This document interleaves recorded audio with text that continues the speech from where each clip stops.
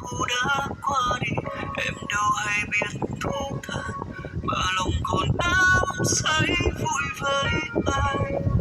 Có những lúc anh ước mơ mà đôi chúng ta không dừng, trong cơn say em vội vàng đã lãng quên, và rồi em đã quên đi câu nói hôm nào một mình ngát ngát như lá rơi.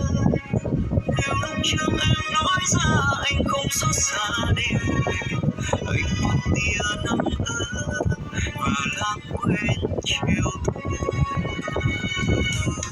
Người ra đi bye bye, bỏ lại anh với trời. Mùa thu xưa đã cuốn lá rêu phong trên lối về, tiếng mưa rơi lạnh lùng xóa tan đi cuộc tình. Chiều hoàng hôn thu tím khỏi sương chiều mưa bóng ai, ngồi trong đêm khuya.